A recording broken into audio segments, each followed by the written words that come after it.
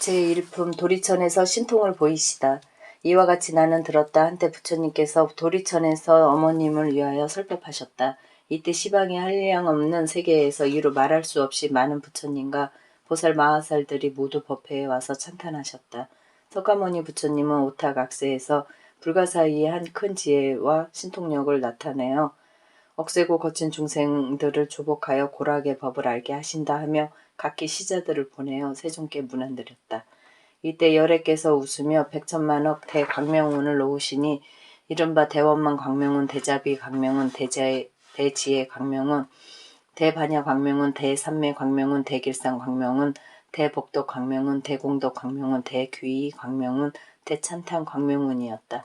이루 헤아릴 수 없이 많은 광명을 놓으시고 또 갖가지 미묘한 음성을 내시니 이른바 보시바람, 이름 지게바람, 이름 인욕바람, 이름 정진바람, 이름 선정바람, 이름 반야바람, 이름 자비음, 희사음, 해탈음, 무르음, 지혜음, 대지혜음, 사자후음, 대사자후음, 울레음, 대울레음이었다. 이러한 말로 다 할 수 없는 음성을 내시니 사바세계와 타방국토에 있는 무량억의 천신과 용, 귀신들도 도리천궁에 모였다. 이들은 이른바 사천왕천, 도리천, 수연마천, 도솔타전, 화락천, 타화자재천, 범중천, 범보천, 대회범천, 소광천, 무량광천, 광음천, 소정천, 무량정천, 변정천, 복색천, 보계천, 광과천, 엄식천, 무량엄식천, 엄식과 실천, 무상천, 무번천, 무열천, 성견천, 선현천, 색구경천, 마해수라천, 비상, 비비상처천의 모든 천신대중, 용해대중, 기신대중들이었다. 또한 타방국토와 사바세계의 해신강신, 하신, 수신, 산신, 지신, 천택신, 묘가신, 주신, 야신, 공신, 천신, 음식신, 초목신들도 모두 법회에 모였다.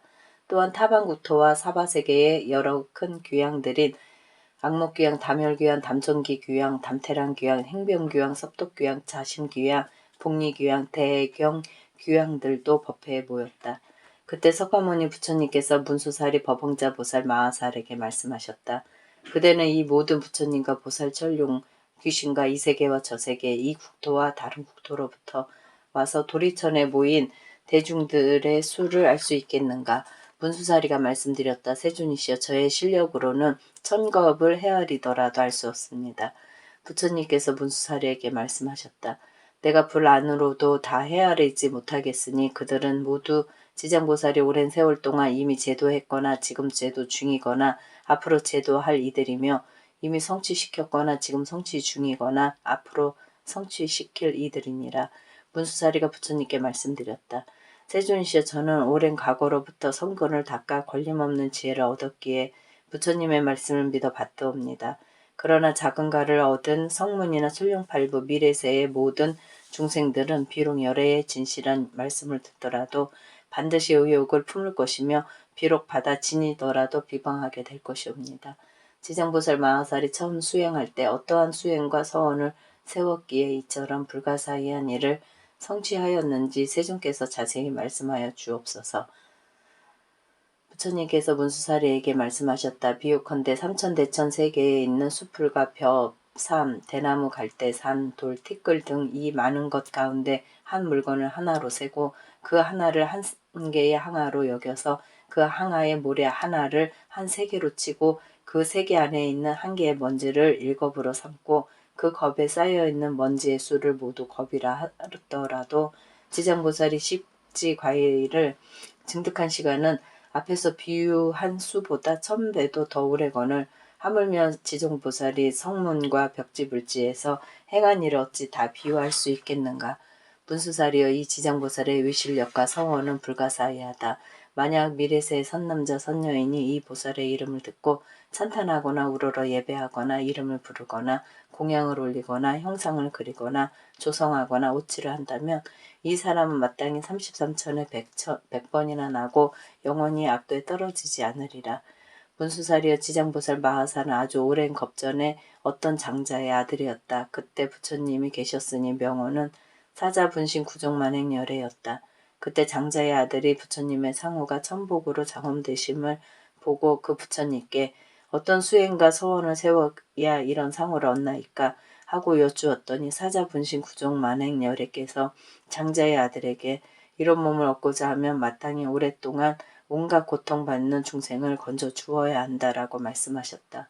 문수살이여, 그때 장자의 아들이 이 말씀을 듣고 나도 미래세에 헤아릴 수 없는 겁이 다할 때까지 죄로 고통받는 육도 중생을 모두 해탈케 하고서야 내 자신이 불도를 이루리라고 맹세하였다. 그 부처님 앞에서 이 대서원을 세우고 말로 다 할 수 없는 백천만억 나유타겁이 지금까지도 보살로 있느니라. 또 아주 오랜 아승기 겁전에 부처님이 계셨으니 명호는 각하 정자제왕 열애라 하셨고 수명은 400천만억의 아승기 겁이었다. 그 부처님의 상법시대에 어떤 바라문의 딸이 있었는데 숙세의 복이 두터워 뭇 사람들의 공경을 받았으며 다니고 머물고 앉고 누움에 천신들의 보호를 받았다. 그러나 그의 어머니는 사도를 믿어 항상 삼보를 업신여기던 중 그 딸이 여러 가지 방편을 써서 어머니를 이끌어 바른 소견이 생기게 하였으나 그 어머니는 온전한 믿음을 내지 못한 채 죽어 혼신은 무간지옥에 떨어졌다. 그때 바라문의 딸은 어머니가 살았을 때 인가를 믿지 않아 업에 따라 틀림없이 악도에 갔을 것을 짐작하여 집을 팔아 마련한 향과 꽃과 여러 가지 공양물로 부처님의 탑사에 큰 공양을 올리고 그 절에 모셔진 각하 정자제왕 열애의 상을 보니 불상과 탱화의 위용이 단정하고 엄숙하셨다. 바라문의 딸이 조난을 공경이 우러르며 부처님은 대각이시라 온갖 지혜를 갖추었으니 만약 세상에 계셨더라면 제 어머니가 돌아가신 뒤에 여쭈어 보아 반드시 간 곳을 알았을 텐데 라고 생각하고는 오랫도록 슬피 울며 열애를 우러러 바라보니 갑자기 공중에서 울고 있는 성녀여, 너무 슬퍼하지 말라. 내가 지금 그대의 어머니가 간 곳을 보여주겠다라는 소리가 들려왔다. 그녀는 합정하고 공중을 향하여 어떤 신덕이신데 제 걱정을 풀어주려 하십니까? 저는 어머니가 돌아가신 뒤 밤낮 생각하였으나 어머니가 다시 난 곳을 여쭈어 볼 곳이 없었습니다. 라고 하였다. 그때 공중에서 또 나는 그대가 예배한 과거의 각하 정자제왕 열애이다. 그대가 어머니를 생각하는 정이 다른 중생들보다 훨씬 많음으로 그대에게 알려주는 것이다. 라는 소리가 들려왔다. 바라문의 딸은 이 소리를 듣고 너무 감동하여 몸부림치다가 온몸을 다쳤다. 좌우에서 부축하고 돌아와 한참 만에 깨어나 공중을 향하여 원컨대 부처님은 저를 불쌍히 여기시어 제 어머니가 난 곳을 어서 말씀하여 주옵소서. 저는 머지않아 죽을 것만 같습니다. 라고 하였다. 그때 각하 정자제왕 열애께서 바라문의 딸에게 그대는 공양을 마친 뒤 곧바로 집에 들어가 단정히 앉아 나의 명호를 생각하라. 그러면 곧 그대의 어머니가 난 곳을 알게 될 것이다. 라고 하셨다. 바라문의 딸은 예불을 마치고 부처님께 거듭 절하고는 곧 집으로 돌아와 단정히 앉아 어머니를 생각하며 하루 밤낮이 지나도록 각화 정자제왕 열애를 연불하다 문득 보니 자신이 어떤 바닷가에 와 있었다. 끓고 있는 바닷물 위로 몸이 쇠로 된 많은 험악한 짐승들이 동서로 날아다니고 있었고 바닷속에는 100천만이나 되는 남녀들이 물에 빠져 허우적거리다 그 험악한 짐승들에게 잡아먹히는 것이 보였다. 또 손과 눈이 여럿이고 다리와 머리도 여럿이며 입에서는 갈고리와 같이 날카로운 이가 밖으로 튀어나온 다른 야차들이 험악한 짐승들에게 죄인들을 몰아주기도 하고 거칠게 움켜잡아 발과 머리를 엮는 모양이 만가지나 되어 차마 볼 수 없었으나 바라문에 따른 연불력으로 아무런 두려움이 없었다. 이곳에 있는 무독이라는 귀양이 다가와 머리 숙여 바라문의 딸을 맞으며 보살이 어떻게 이곳에 오셨습니까? 라고 하였다. 이곳은 어디입니까? 라고 바라문의 딸이 귀양에게 물으니 이곳은 대철이산 서쪽 첫째 바다입니다. 라고 무독이 답했다. 철이산 안에 지옥이 있다는데 사실입니까? 하고 바라문의 딸이 물으니 그렇습니다. 라고 무독이 답했다. 제가 어떻게 이 지옥에 오게 되었습니까? 하고 바라문의 딸이 물으니 부처님의 위실력이 아니면 업력에 의한 것입니다. 이 두 가지가 아니면 이곳에 올 수 없습니다. 라고 무독이 답했다. 저 물음에 끓어오르며 어찌하여 죄인들과 악한 짐승들이 많습니까? 하고 바라문의 딸이 또 물으니 무독이 답하기를 이들은 남녀무제에서 악업을 지은 중생들로서 살았을 때 착한 일을 한 적이 없고 죽은 지 49일이 지나도록 공덕을 지어주는 이가 없어 본업에 따라 지옥으로 가느라고 자연히 이 바다를 먼저 건너게 됩니다. 이 바다 동쪽 10만 유순을 지나면 또 다른 바다가 있는데 그곳의 고통은 이곳에 배나 되며 그 바다 동쪽에 또 다른 바다가 있는데 거기에 고통은 또 그 배가 됩니다. 이 고통은 삼업으로 지은 악업 때문에 받는 것이므로 업의 바다라고 하는데 여기가 바로 거기입니다. 그러면 지옥은 어디입니까? 라고 바라문의 딸이 다시 무독에게 물으니 그 세 바다 안이 큰 지옥이니 그 수가 100천이지만 각기 다르고 큰 지옥이 18개이며 그 다음이 500개, 그 다음이 1100개 지옥 독한 고통이 한량 없습니다. 라고 무독이 답했다. 제 어머니가 돌아가신 지 오래되지 않았는데 혼신이 어디에 갔는지 알고 싶습니다. 라고 바라문의 딸이 또 물으니 보살의 어머니는 생전에 어떤 일을 했습니까? 라고 무독이 물었다. 제 어머니는 그럴 땐 소견으로 산보를 할 듯 없고 간혹 잠깐 믿다가도 이내 불경한 짓을 저지르곤 했습니다. 돌아가신 지 오래되지 않았으나 어디에 있는지 모릅니다. 라고 바라문의 딸이 대답했다. 어머니의 성씨가 무엇입니까? 라고 무독이 물으니 제 부모는 모두 바라문인데 아버지는 시라서년, 어머니는 열제리입니다. 라고 답하자 무독이 합장하면 보살은 근심하거나 슬퍼하지 말고 돌아가십시오. 열제리 제녀가 천상에 난 지 사흘이 지났습니다. 효순한 자식이 어머니를 위해 공양을 올리고 복을 닦아 각화 정자제왕 열애의 탑사의 보시한 공덕으로 보살의 어머니뿐만 아니라 무간 지옥의 죄인들이 함께 천상에 나는 즐거움을 받게 되었습니다. 라고 답했다. 무독이 말을 마치고 합장하며 물러가니 바라문의 딸은 꿈결같이 돌아와 이 일을 깨닫고 곧 각화 정자제왕 열애의 탑전에서 큰 서원을 세우기를 원컨대 저는 미래 겁이 다하도록 제고 중생들을 위하여 널리 방편을 펴서 그들을 해탈토록 할 것입니다. 라고 하였다. 부처님께서 문수사리에게 말씀하셨다. 그때의 무독은 지금의 제수보살이고 바라문의 딸은 지금의 지장보살입니다. 제2편 분신들이 모이다. 그때 생각할 수도 셀 수도 말할 수도 없이 많은 백천만억 무량 아승기 지옥세계에 몸을 놔두셨던 지장보살의 분신들이 도리천궁에 모여들었다. 또 열애의 위실력으로 각기 그곳에서 해탈을 얻어 업도로부터 벗어난 자들도 천만억 나유타에 수만큼 많이 모였다. 이들은 지장보살의 교화로 아누다라 삼막삼보리에서 영원히 물러나지 않게 된 이들로서 오랜 전부터 생사에 떠돌면서 육도에서 쉴 새 없이 고통받다가 지장보살의 넓고 큰 자비와 깊은 서원으로 성과를 얻은 이들이었다.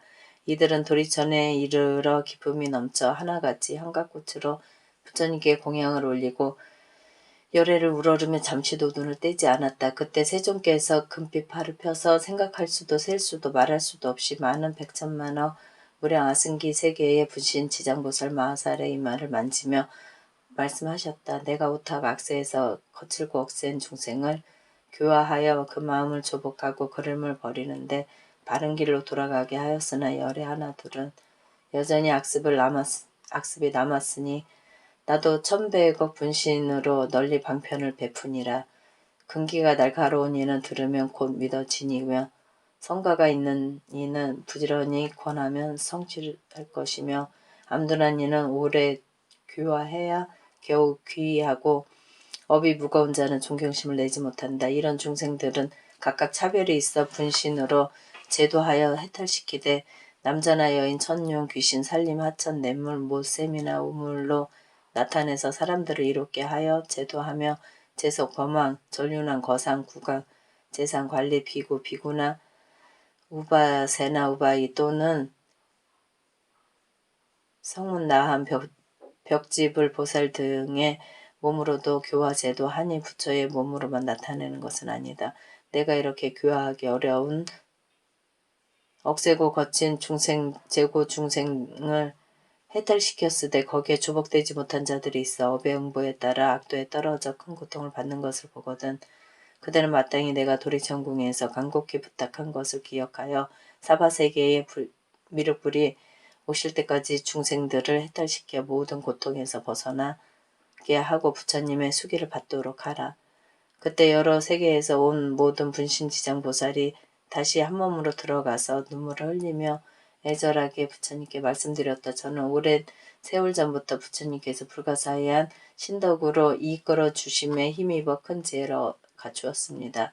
제 분신이 백천만호 항아의 모래알처럼 많은 세계에 두루하여 한 세계마다 백천만억의 꽃몸이 되고 한 몸마다 백천만억의 사람을 제도하여 삼복계 귀이토록 하며 영원히 생사를 여기고 열반의 즐거움을 이루게 하겠습니다.